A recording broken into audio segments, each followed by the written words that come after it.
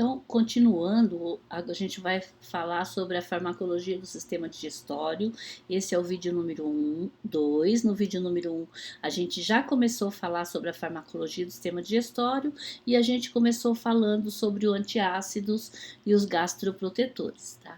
Nós começamos a falar sobre os antieméticos, mas aí a gente só falou sobre a emese e sobre os eméticos, e hoje a gente vai detalhar um pouquinho sobre os fármacos antieméticos. Bom, então o mecanismo de ação de fármacos antieméticos, no finalzinho da primeira aula a gente falou que as meninas da emese, ou seja, os neurotransmissores responsáveis pela informação de vômito da emese são a acetilcolina, com receptor muscarínico, a histamina com receptor H1, a dopamina com receptor D2 e a serotonina com receptor 5H3, que passa a informação de vômito. Então, para mim ter uma ação antiemética, o meu mecanismo de ação vai ser o bloqueio desses receptores. Então, o primeiro grupo de fármacos antieméticos que a gente vai falar, mecanismo de ação de fármaco antieméticos, vai ser o antagonista no receptor muscarínico da acetilcolina. Então, nós vamos bloquear o receptor muscarínico da acetilcolina. E aí a gente vai ter uma ação antiemética. A gente tem como exemplo também a pirizepina, que a gente já tinha falado dela enquanto gastroprotetor, e a iosina também, que a gente também falou, iosina ou escopolamina, como gastroprotetor também. Então, além de ter ação gastroprotetora, além de ter ação antiemética, a iosina, ela é utilizada como antiespasmódico. Por quê? Porque ela relaxa a musculatura lisa.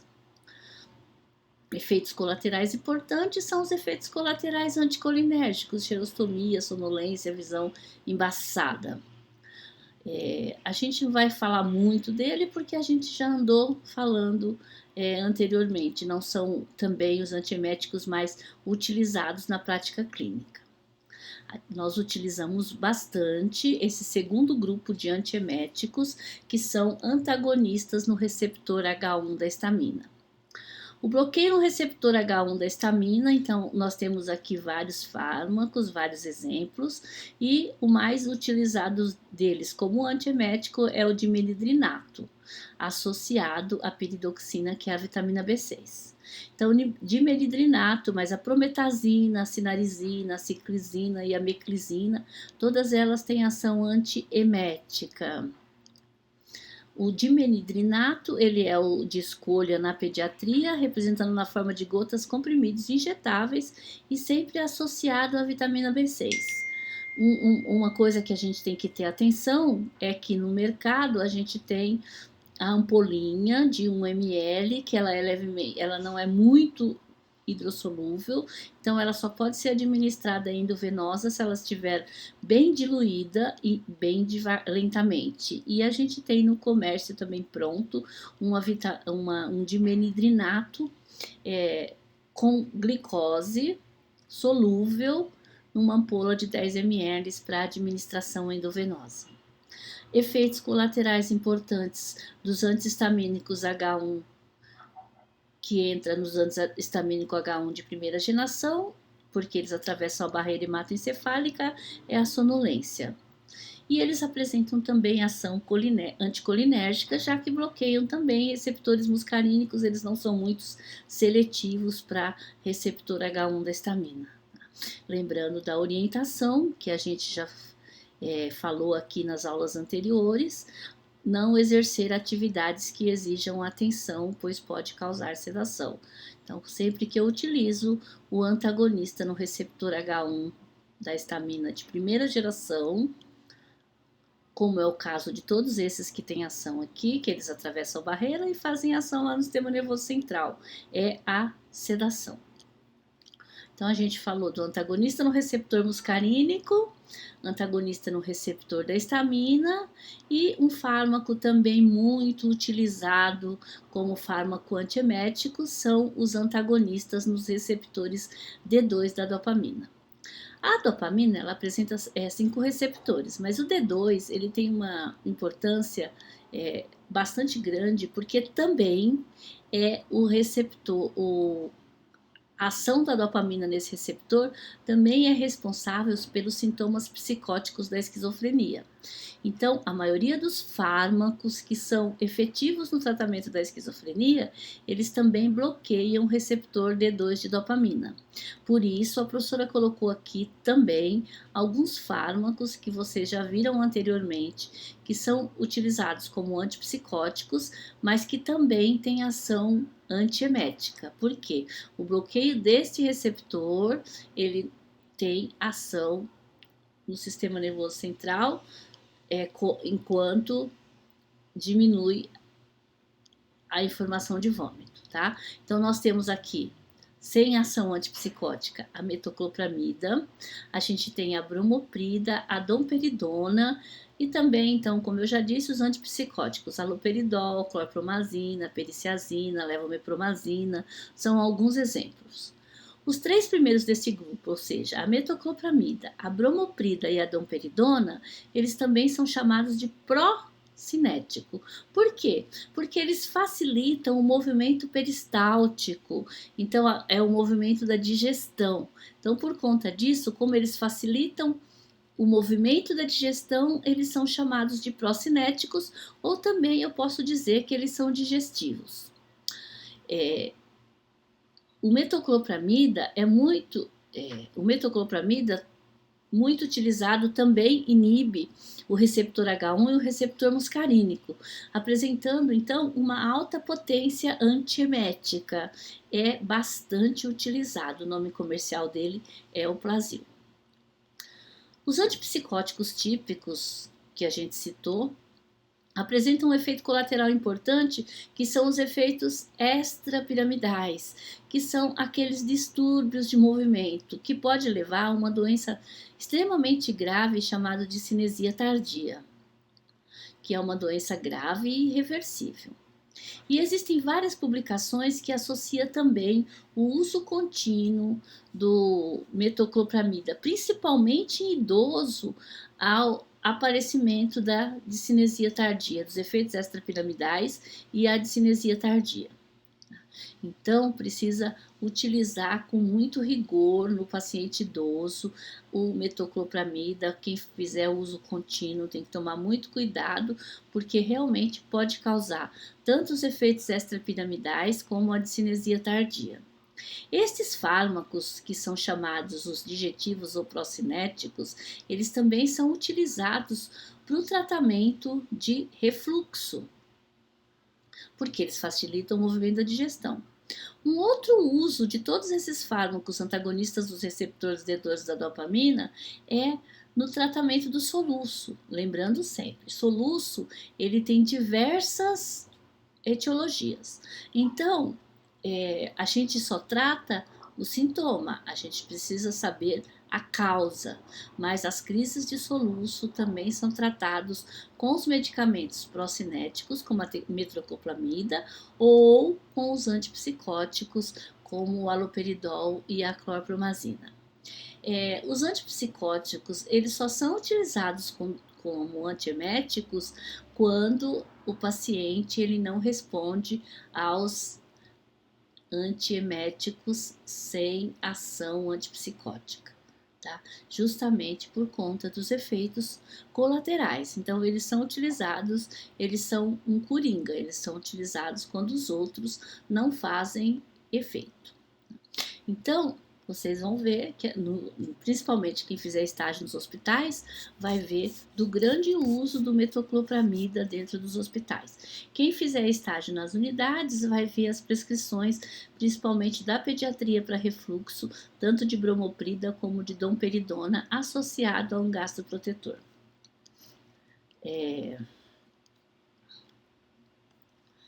E um quarto grupo, que a gente falou do bloqueio do receptor de acetilcolina, do receptor de histamina e bloqueio do receptor de dopamina. E um quarto grupo seria o antagonista no receptor 5H3 da serotonina. A serotonina ela tem uma grande quantidade de receptores, são 16 receptores conhecidos. O que nos interessa aqui é o receptor 5-HT3. E aqui a gente tem como fármaco a ondansetrona, a granicetrona, a tropcetrona e a dolacetrona. Eles são fármacos mais recentes, mas assim, a indústria ainda está retirando o que investiu na pesquisa do fármaco. Então, os fármacos mais recentes costumam ter um custo maior. Em relação ao metoclopramida, ou ondansetrona, por exemplo, que normalmente vocês vão encontrar por aí, o preço dela é quase 100 vezes maior do que a metoclopramida.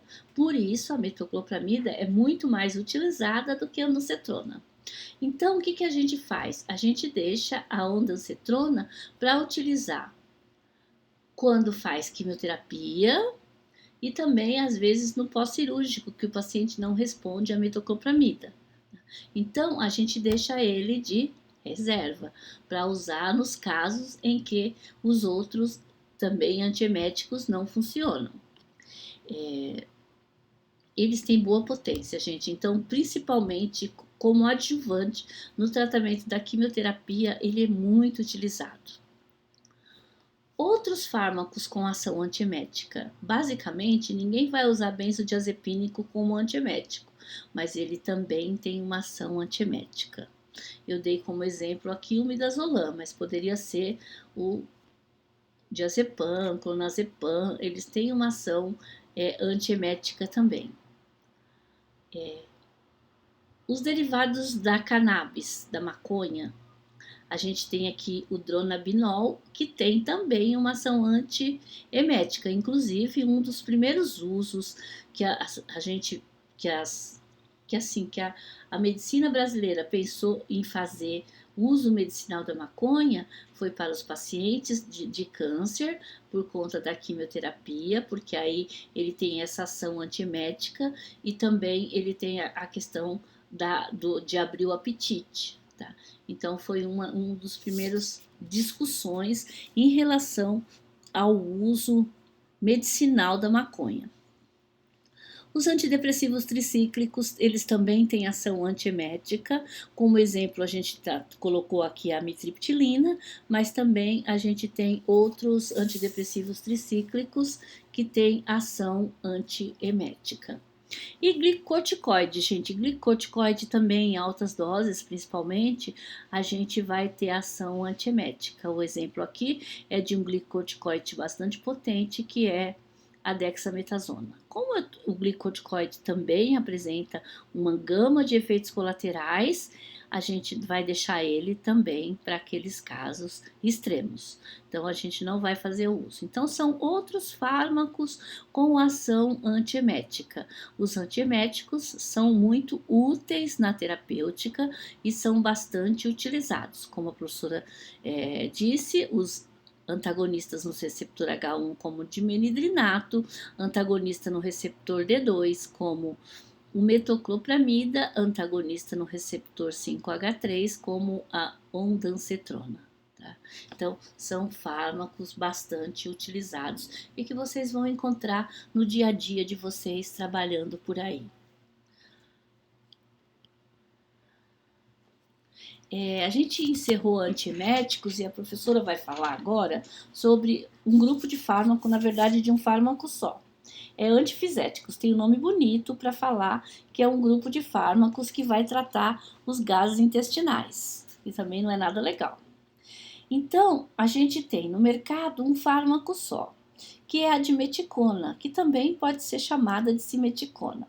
Então, simeticona ou dimeticona é um antifisético, fármaco utilizado no tratamento dos gases intestinais. E ele é um fármaco, como a gente já falou lá do antiácido, a gente tinha os antiácidos que era fármaco inespecífico, a mesma coisa aqui a gente pode falar para simeticona, dimeticona. Ela é um fármaco inespecífico. Então, a sua ação é devido às suas características fisicoquímicas. No caso dos antiácidos, é porque eles tinham características alcalinas e eles eram usados para aumentar o pH do estômago. E no caso dos antifiséticos, no caso da simeticona, é porque ela é ela é um tensoativo. E como tensoativo, ela vai diminuir a tensão superficial. Diminuindo a tensão superficial, diminui a bolha, diminui o problema dos gases.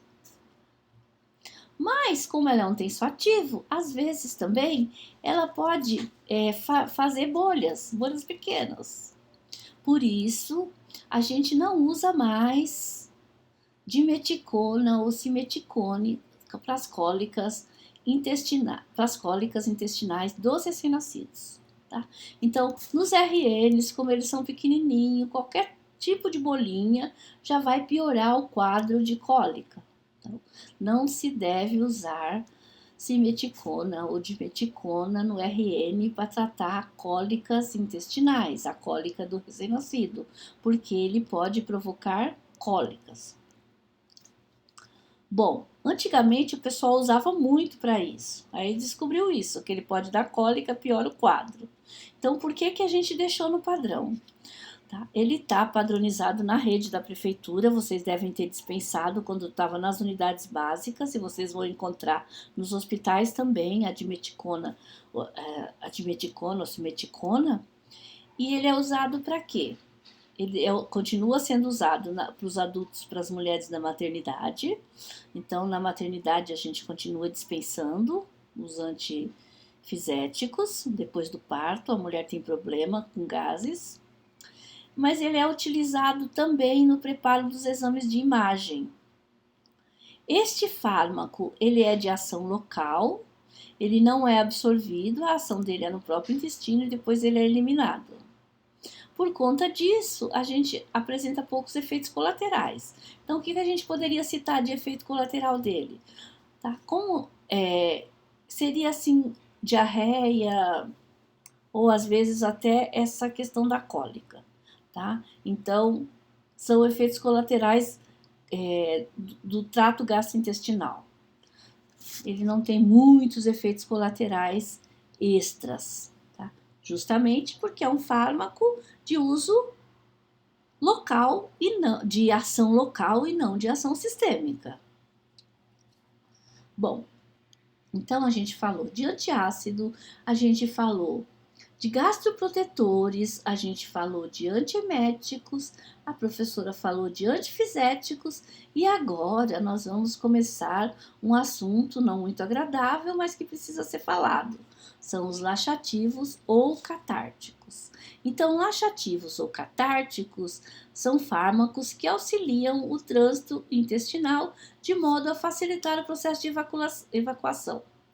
Podem provocar a eliminação de fezes normais ou diarreica, sendo classificados, chamados também de laxativos ou purgantes. Então, laxativos, purgantes, catárticos são laxantes, que a gente fala laxantes.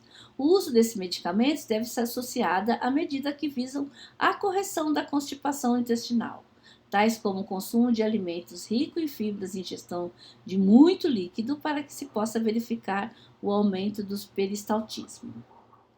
Fatores emocionais também podem gerar a constipação, onde sempre se deve avaliar os motivos do distúrbio. Tá, gente? Então, para a gente tratar alguma coisa, é sempre bom conhecer a origem, porque simplesmente eles vão causar eles vão facilitar a eliminação de fezes. Agora, por que eu estou constipada? Pode ser efeito colateral de um medicamento, pode ser por estresse, pode ser por outras razões. Então, eu preciso descobrir. Pode ser por alimentação, então é importante ingerir fibras na alimentação e é importante tomar água. Então, tem gente que tem problema de constipação, por quê? Porque não toma água, porque não come fibra. Então, são medicamentos que, na maioria das vezes, eles podem ser substituídos por uma alimentação saudável. Agora, eles se dividem em 4 grupos. Eles podem ser classificados em formadores de massa, emolientes, osmóticos e estimulantes. Então, a gente tem no mercado esses 4 grupos de laxativos. Então, a gente vai começar falando desses formadores de massa.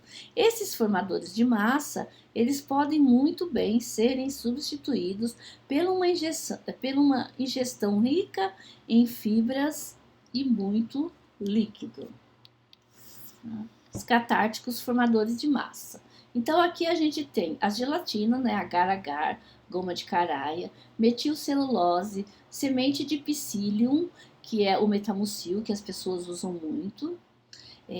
O que ele vai fazer? Ele vai promover o aumento do bolo fecal, e aí o bolo fecal ficando maior, porque ele vai absorvendo água, ele vai crescendo. Essas gelatinas, elas chamam a água para dentro delas, elas absorvem, e aumenta e estimula o movimento peristáltico, aquele movimento para baixo. Esse grupo de medicamentos é representado principalmente por plantas, extrato de plantas, gomas naturais e que tenham características, então, de atrair a água. Com ótima, assim, eles puxam a água para eles. São os catárticos mais indicados por apresentar uma ação semelhante ao sistema fisiológico, sem efeitos adversos sistêmicos, além de não causar dano à mucosa intestinal. Então, eles não vão irritar a mucosa. É como se a gente comesse uma dieta rica em fibra, porque é esse o papel que a fibra vai fazer. Eu tenho que comer, então, uma dieta rica em fibra e beber água, porque aí essas fibras elas vão fazer com que o bolo fecal aumente e normalize o movimento digestório. Tá? Então, se vocês não vão encontrar laxativos, formadores de massa nos serviços públicos de saúde, porque eles podem muito bem ser substituídos por uma dieta adequada, por uma dieta rica em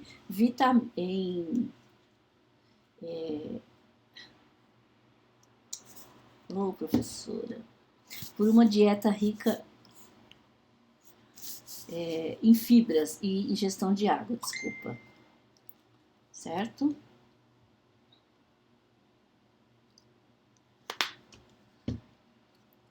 Bom, um outro grupo é os catárticos, que a gente chama de emolientes ou lubrificantes. Um exemplo bem que eu gosto de usar aqui é a vaselina líquida, também chamada de óleo mineral. Tá? Então, o óleo mineral, a vaselina líquida, eles vão facilitar a defecação simplesmente por amolecer as fezes, sem aumentar o peristaltismo. Atuam lubrificando e amolecendo as fezes. Então, o que é esse emoliente? Emolientes são substâncias que preservam a água. Então, eles vão preservar a água dentro do bolo fecal e aí ele vai possibilitar, vai formar como se fosse uma barreira em volta do bolo fecal e aí vai fazer com que ele não perca a água e vai ajudar no movimento. Impedindo a perda de umidade excessiva e reduzindo a tensão superficial por não induzirem aos movimentos peristálticos, não são considerados verdadeiros catárticos, mas na verdade são laxativos. Já esse outro com nome bem feinho, a sulfossucinato de sódio, é um detergente, ou seja, é um tensoativo, possui um grupo carregado negativamente, diminuindo a tensão superficial e facilitando a penetração da água e gordura no bolo fecal, tá? Mas o que eu gosto de usar de exemplo bastante é o segundo exemplo, que é a vaselina líquida ou o óleo mineral. Os óleos minerais também podem ser utilizados como catárticos lubrificantes, óleos vegetais, óleo de oliva, tá, de semente de algodão e de milho, assim como a vaselina líquida. O uso prolongado de óleos como laxantes podem inferir na absorção de vitaminas lipossolúveis, tá, gente? Então, a mesma coisa, a gente não pode usar isso de forma indiscriminada. Ah, mas é só um olhinho, professora. Só que um olhinho faz com que a gente não absorva as vitaminas chamadas lipossolúveis. E aí a gente, principalmente pediatria, né, criança, vai ter uma falta de vitamina A, vitamina D, que é importante para a imunidade, vitamina E e vitamina K, que é fator de coagulação. Além de, é óbvio, de certos medicamentos que são absorvidos pela via oral, como, por exemplo, os anticoncepcionais. Ah, engravidei, foi por conta do óleo mineral. Depende do uso. Bom, catárticos osmóticos. Aqui a gente tem os sais de magnésio, sais de sódio. Esses catárticos, eles retêm água no intestino, aumentando o volume do bolo fecal e estimulando o movimento peristáltico. Então, pertence a esse grupo os fosfatos, sulfatos, tartaratos, todos os sais de sódio ou sais de magnésio. Entre os sulfatos, os sulfatos de magnésio são mais utilizados como catárticos, já desde antigamente. A gente chamava de sal amargo, era sais de magnésio, sulfato de magnésio. E assim como o sulfato de sódio e citrato de magnésio, serve como base para a limonada purgativa com rápida ação após a ingestão. Então, é aquele laxativo que tem efeito rápido. Também pertence a este grupo os sacarídeos não absorvidos, como, por exemplo, o manitol e o sorbitol. O manitol, gente, vocês vão encontrar nas unidades hospitalares como frasco injetável lá como diurético osmótico, mas ele é padronizado como diurético osmótico, mas ele também é utilizado como laxativo. Então, pela via oral, ele tem um efeito laxativo. Uma outra coisa, o sorbitol também tem um efeito laxativo. O sorbitol, ele é bastante utilizado nessas gomas de mascar sem açúcar. Então, gente, se vocês ficarem mascando muito goma de mascar sem açúcar, vocês podem apresentar uma diarreia por conta do chiclete. Desculpa, da goma de mascar, chiclete é marca. A glicerina, o polietileno glicol, a glicerina apresenta formas farmacêuticas de supositório, e também pode ser ingerida pela via oral. Então, a gente tem todos os óleos, todas as glicerinas, que também pode ser utilizado. Glicerina, os alcoóis, o manitol e o sorbitol, e os sais de magnésio e de sódio. Catárticos estimulantes. Esse aqui é aquele legal para você preparar para aquele seu colega que rouba o lanche na hora do lanche do trabalho. Então, esse daqui. Por quê? Ele demora de 6 a 8 horas para fazer efeito. Então, o efeito não é imediato. O óleo de rícino demora um pouquinho menos e os outros em torno de 8 horas. Essas substâncias atuam como? Eles estimulam de forma direta a motilidade do intestino. Atuam de modo a irritar o intestino grosso, aumentando a motilidade intestinal, com a consequência de diminuição da reabsorção de água. Então, eles vão atuar no intestino grosso, gente, é onde tem a reabsorção de água. Aí vai ter menos água para ser reabsorvida e vai ter mais água nas fezes. O início da ação pode levar algum tempo, então eles falam em torno de 6 horas. A fenolftaleína atua como irritante do intestino grosso. A gente não usa mais fenolftaleína. A fenolftaleína fazia parte do medicamento chamado Dulcolax, que hoje foi substituído pelo Bizacodil. A fenolftaleína, após sofrer hidrólise da mucosa, o Bizacodil, que agora é a formulação do Dulcolax. Eu vou colocar, vamos corrigir aqui, colocar o Bizacodil aqui, ó.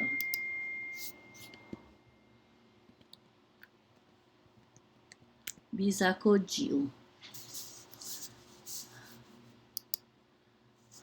Bom, então, o Bizacodil estimula o peristaltismo intestinal e promove o acúmulo de água e de eletrólitos no lumen do cólon. Em consequência, há o estímulo para a defecação, amolecimento das fezes e a redução do tempo de trânsito intestinal. O Bizacodil também, vocês vão encontrar ele... estava ali, professora. Vocês vão encontrar ele nas unidades hospitalares ou na unidade básica de saúde. A gente utiliza para os exames de imagem, a gente utiliza principalmente para fazer a colonoscopia, que a gente precisa limpar o intestino. E a gente utiliza o Bizacodil E depois, na hora do preparo antes da cirurgia, a gente utiliza aquele outro anteriormente catártico osmótico chamado manitol, que ele vai agir no intestino grosso, limpando a última porção do trato digestório, tá? Então a gente utiliza os dois. Bom, então laxantes a gente tem laxantes estimulantes, importante vocês lembrarem do bisacodyl, que a professora não tinha visto ali e colocou 2 vezes. Aqui deste grupo, o manitol. Óleo mineral, vaselina líquida e esses formadores de massa que a professora falou que vocês não vão encontrar nas unidades básicas ou no serviço público. Então, no serviço público a gente encontra óleo mineral, que é um catártico, emoliente, lubrificante. A gente encontra o manitol e a gente encontra o bisacodyl, tá? Que é um catártico estimulante. Esse que é estimulante, como ele causa uma irritação do intestino, da mucosa intestinal, ele costuma causar também cólicas, tá? A gente não tem, eu falei bastante do bisacodyl aqui, mas um outro que o pessoal utiliza muito é sene, cáscara sagrada, né? Óleo de rícino, tá? Principalmente.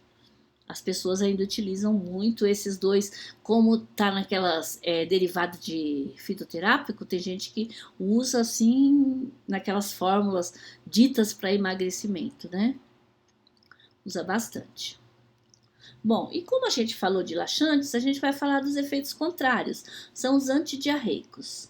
E os antidiarreicos, então, lembrando sempre, a diarreia, quando a diarreia, o que acontece na diarreia? Você tem uma aceleração do movimento, um aumento do peristaltismo que vai fazer com que a gente elimine mais rápido as fezes e com mais água. Então a diarreia, ela somente e assim é uma forma de eliminar mesmo, de jogar para fora. Normalmente a diarreia acontece por problemas infecciosos. Então, se eu tenho uma infecção intestinal, eu tenho que mandar aquela bactéria para fora, eu tenho que eliminar aquela bactéria. Porque se eu não eliminar, ela vai ficar ali no meu intestino e o meu intestino está muito próximo do sangue, então ela pode cair na corrente sanguínea e em vez de ter uma infecção intestinal, eu vou ter uma infecção generalizada. Tá? Então, eu só posso interromper a diarreia se não se tratar de diarreia infecciosa. Então, a mesma coisa, a parte emocional interfere, pode acelerar o trânsito, assim como pode causar constipação, tá?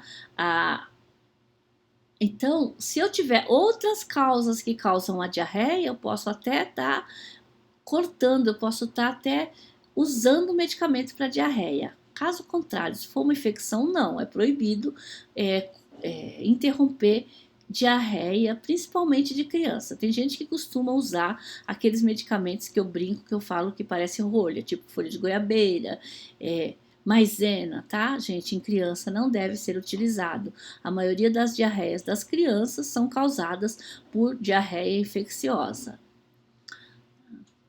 Então, é aquilo que eu falei, pode se tornar, a infecção ela pode se tornar sistêmica, e o maior problema da diarreia, então, o risco, tudo bem, o risco que eu tenho se eu tampar é dela se tornar uma infecção sistêmica, e da diarreia um risco maior é a perda de água, ou seja, a desidratação, perda de água e sais minerais. Então, o melhor tratamento para a diarreia, depois da alimentação adequada, é a reidratação, né?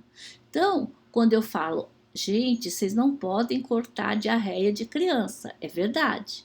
Mas vocês também têm que tomar muito cuidado, porque criança e idoso, eles têm facilidade de desidratação. Eles desidratam muito rápido. Então, eu tenho que fazer uma correta reidratação. Se por acaso não se tratar de uma diarreia infecciosa e depende do tipo de diarreia que eu posso estar interrompendo, o fármaco que a gente tem no mercado é um derivado opioide que não causa dependência, por isso ele tem sua venda livre, ele já até fez parte da portaria 344, porque ele era um derivado opioide, mas depois ele saiu e hoje ele é vendido livremente na drogaria, é a loperamida, que vocês conhecem com o nome de e Mosec, tá? Então, a loperamida é o fármaco que a gente tem para tratar diarreia, quando a gente conhece a causa e que cortando essa diarreia eu não vou ter maiores problemas, outros problemas. Bom, tem alguns médicos e pediatras que ainda prescrevem também, o problema da diarreia às vezes é porque eu destruo as bactérias que convivem bem comigo, que ajudam no processo de digestão no intestino, tá? Então, se eu destruir aquelas bactérias, eu vou precisar repor aquelas bactérias. Então, são utilizados, em caso de diarreia, são os repositores da flora intestinal, como o Floratil, por exemplo, tá? Mas, assim, para conter a diarreia mesmo, é um medicamento que foi desenvolvido pela NASA, que é a loperamida. Bom, agora eu falei que o problema da diarreia é a desidratação, então a gente precisa tratar a desidratação. Então a gente tem meios de tratar a desidratação. Chegando agora no inverno, as unidades básicas, no inverno não, desculpa, no verão. No verão é muito frequente as diarreias. Então, as unidades básicas, elas distribuem às vezes até assim sem muito controle, os sais para reidratação oral. Aquele sorinho que você prepara, deixa na geladeira e vai tomando como se fosse água, tá? Então é uma água com sais minerais. Então, são sais para reidratação oral. Aí tem alguns já prontos no mercado, como Reidrate, Pedialite. Já tem no mercado alguns prontos com saborzinho, saborizado, tudo bonitinho. Tá? Então, isso é sais para reidratação oral. Mas, às vezes, junto com a diarreia, vem o vômito. E, às vezes, eu não consigo parar nada pela via oral. Aí eu estou desidratando, eu preciso de uma reidratação injetável e aí eu vou para os hospitais. E lá nos hospitais a reidratação ela é feita com água destilada, com solução de glicose a 5%, solução fisiológica, que é a solução de cloreto a 0,9%. Aí, para completar, eu coloco glicose, então eu uso a ampolinha de glicose 50%. Eu preciso de sódio, porque eu estou perdendo sais minerais. Eu vou repor o sódio com a ampolinha de cloreto de sódio a 20%. Eu preciso repor o potássio, cloreto de potássio, 19,1%. Sulfato de magnésio, a 10%. Lembrando que a gente tem 2 sulfatos de magnésio no hospital, vocês vão encontrar. O a 10% ou a 50%. O a 10% vai para todo o hospital, que é para fazer reidratação. O 50% vai para o centro obstétrico, porque é para tratar eclâmpsia, aquela crise de hipertensão na hora do parto. Tá? Aí a gente utiliza sulfato de magnésio 50%. Então, tem que prestar bastante atenção, porque tem as duas doses. Precisa repor o cálcio, vai ser com gluconato de cálcio a 10%. Tá? Então, são alguns fármacos que vocês vão encontrar nas unidades que vocês vão trabalhar, que eles não são utilizados para tratar diarreias. Não, eles são utilizados para reidratação no caso de desidratação, e a diarreia é um fator importante de desidratação. Tá? Então, gente, é óbvio que a gente tem, se eu tiver uma infecção, eu vou ter que usar antibiótico, eu vou ter que usar alguns outros fármacos dentro do meu sistema digestório. Mas aqui estão os principais fármacos utilizados dentro do sistema digestório, desculpa, já estava trocando, dentro do sistema digestório, tá bom? E a gente vai encerrando e eu espero que vocês aprendam alguns fármacos. Obrigada!